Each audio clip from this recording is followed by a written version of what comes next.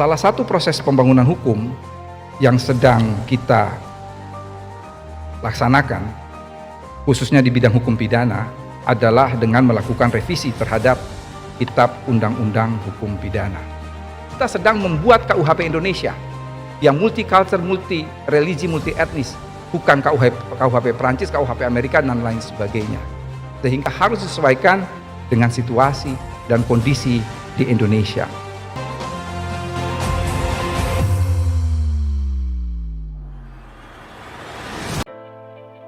Assalamualaikum warahmatullahi wabarakatuh. Stop terhadap kontroversi, perdebatan terhadap rancangan KUHP yang baru. Bangsa Indonesia sudah sangat merindukan kehadiran KUHP yang bernuansa ke Indonesia untuk menggantikan KUHP hari ini yang merupakan masih produk kolonial. Kenapa harus diganti? Tentunya dari aspek filosofis akan berbeda sekali antara bangsa kita yang komunal religius, yang mengutamakan kebersamaan dengan berbagai negara yang mungkin masih berkonsepsi individual. Contoh misalnya, alas filosofis tujuan pemidanan dalam KUHP hari ini masih beralaskan paham aliran klasik, yaitu untuk penjeraan dan pembalasan. Sehingga kalau untuk penjarahan dengan nuansa pidana penjara, maka tentunya penjara bakal penuh.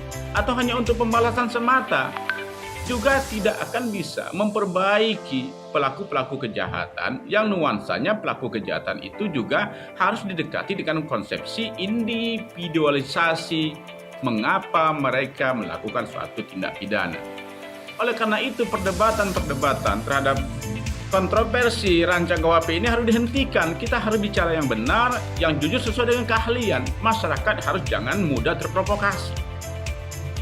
Contoh lagi misalnya kontroversi terhadap penghinaan terhadap kepala negara. Wahai semua masyarakat, semua negara mengatur semua delik soal penghinaan terhadap kepala negara. Ini adalah delik untuk mengangkat marwah suatu bangsa. Tidak mungkin kita rela kepala negara kita itu dihina. Namun tentunya kita perhatikan makna deliknya, menyerang kehormatan atau harkat martabat. Tentunya ada parameter yang jelas, sehingga kritikan-kritikan yang bernuansa edukatif, ya, membangun tidak menjadi delik ini. Lagi pula ada pengecualian dalam delik ini. Apa pengecualiannya? Ketika penghinaan ini yang berupa menyerang kehormatan dan harkat martabat kepala negara itu dibutuhkan demi kepentingan umum, maka dikeluarkan delik ini. Jadi tentunya ada pembatasan. Kemudian juga ada kontroversi terhadap delik perzinahan. Wahai masyarakat kita, dulu perzinahan ini dianggap sebagai wilayah privat. Banyak para pengkritik mengatakan, wah ini wilayah privat, tidak boleh negara mencampurinya. Ada dulu demo mengatakan jangan negara mencampuri masalah-masalah yang sifatnya perzinahan ini.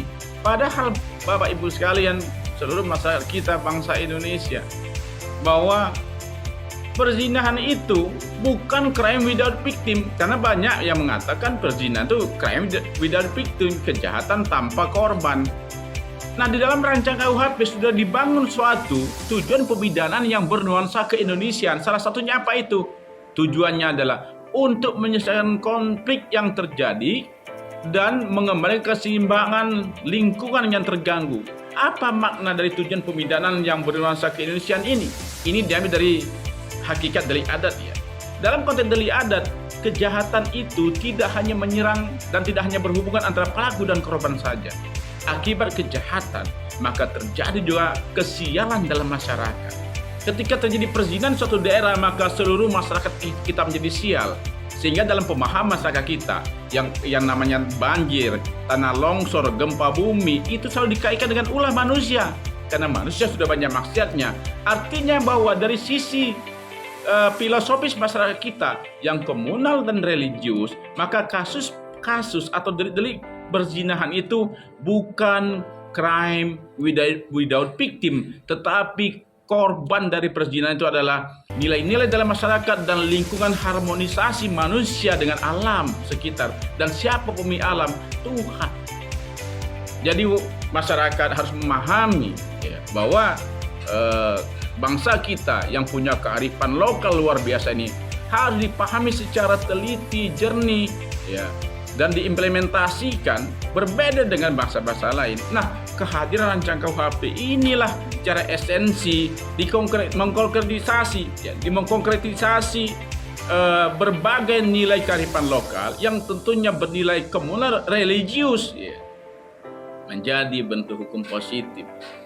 Maka tidak ada alasan untuk menolaknya, Bapak Ibu sekalian bangsa kita. Mari kita bersama-sama membangun bangsa kita supaya kuat dan terhindar segala bala bencana. Terima kasih. Salam dari saya, Dr. Mahmud Mulyadi, SCM HUM, dosen Fakultas.